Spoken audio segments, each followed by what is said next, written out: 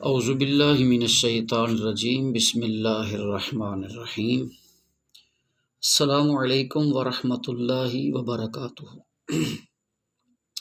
حضرات ذی وقار،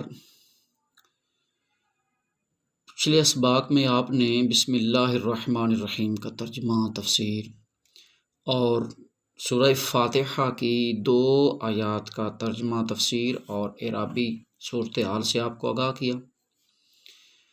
آج ہم آگے سبق شروع کرتے ہیں،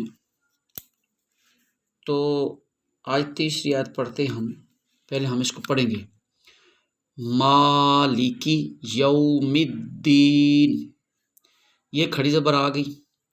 پچھلے سبق میں، بسم اللہ کے سبق میں اور الحمدللہ کے سبق میں نے آپ کو بتایا تھا کہ جس لفظ کے اوپر کھڑی زبر آ جائے اس کو تھوڑا سا کھینچ کے پڑھیں گے، یعنی ایک الف کے برابر۔ تو یہاں پھر کھڑی زبر آ گئی، مالکی۔ اب اور یہ کی اور لی اور کی، ان دونوں میں سے کسی کو بھی نہیں آپ نے کھینچنا۔ مالکی یوم الدین، مالکی یوم الدین۔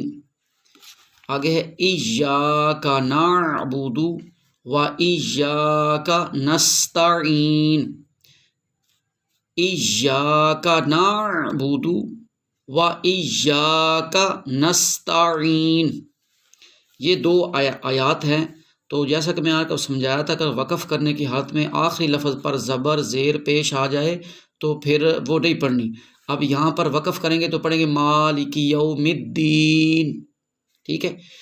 اس کے آخر میں پیش ہے تو یہ پیش نہیں پڑھی جائے گی۔ ایاک نعبد و ایاک نستعین، ٹھیک ہے۔ اگر ملا کے پڑھیں گے تو پھر یہ زیر بھی پڑھی جائے گی، آگے پیش بھی پڑھی جائے گی۔ مالک جو ہے اس کا معنی مالک ہی ہے۔ یوم معنی دن ہے، اور دین معنی بدلے کا، ٹھیک ہے، یعنی قیامت کا دن، اس سے مراد وہ ہے۔ تو آپ اس کو ایسے یاد کر لیں گے، مالک میں نہ مالک، یوم میں نہ دن، دین میں نہ دین، 5-6 دفعہ پڑھیں گے تو آپ کو یہ یاد ہو جائے گا۔ یہاں سے یاد کرنے کے بعد پھر آپ نے سادہ قرآن پاک لینا ہے، ٹھیک ہے۔ پھر آپ نے اس طرح کا، میں آپ کو دکھاتا ہوں،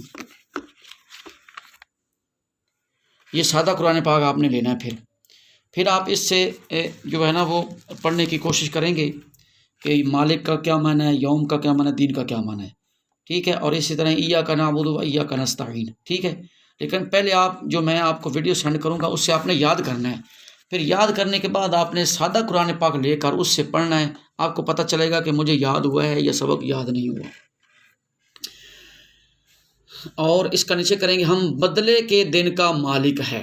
یہ لفظی ترجمہ نیچے لکھنے کا مقصد اور فائدہ یہ ہے کہ بندے کو پتہ چل جائے گا کہ یہ جو مالک یوم الدین ہے، اب نیچے اس کا یہی لکھ دیا جائے تو دوسرے بندوں کو، عام جن کو عربی گرامر نہیں جانتے، ان کو پتہ نہیں چلتا کہ اب مالک کا ترجمہ کیا ہے، یوم کا کیا ہے، دین، یعنی یہ جب با محاورہ لکھا ہوگا تو اس با محاورہ کو اس کے نیچے لکھیں گے تو سمجھ نہیں آئے گی۔ لیکن یہ لفظی لکھنے کے بعد ہے یہی بھی وہی، اس میں لفظ آگے پیچھے ہو جاتے ہیں، یہاں مالک پہلے، یہاں بدلے کا دن پہلے آ گیا، ٹھیک ہے نا۔ تو جو با محاورہ ہوتا ہے وہ ہوتا ہے گرامر کے لحاظ سے۔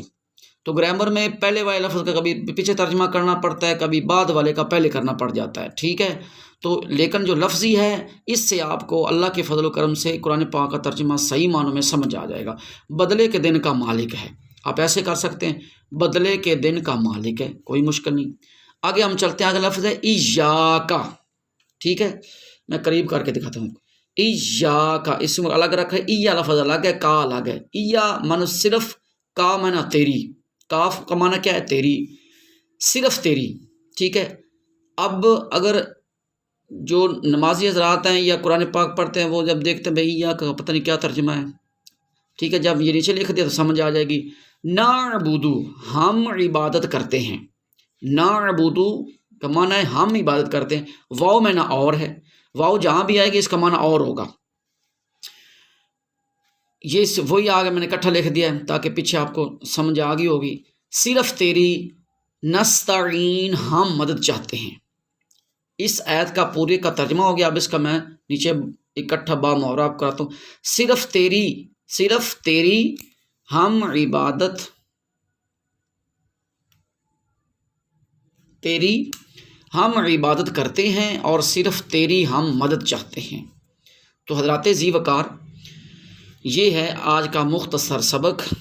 اس کو آپ نے بار بار سننا ہے، اس سے آپ کو یہ یاد ہو جائے گا، اور آپ نے آگے بھی اس کو شیئر کرنا ہے۔ یہ آپ کے لیے صدقہ جاریہ بنے گا، میرے لیے بھی صدقہ جاریہ بنے گا۔ ہم نے یہ کام صرف اس لیے شروع کیا ہے تاکہ ہم جو ہے قرآن پاک، اپنی جو کتاب ہے اللہ نے نازل فرمائی ہے، اس کو ہم سمجھنے کے لیے آئی ہے یہ، تو اس کو ہم چلو تھوڑی تھوڑی سبق چلتا رہے گا تو انشاءاللہ تبارک و تعالی مسلمان بھائیوں کو کافی اس سے فائدہ ہو جائے گا، طلباء کو فائدہ ہوگا، علماء کو فائدہ ہوگا۔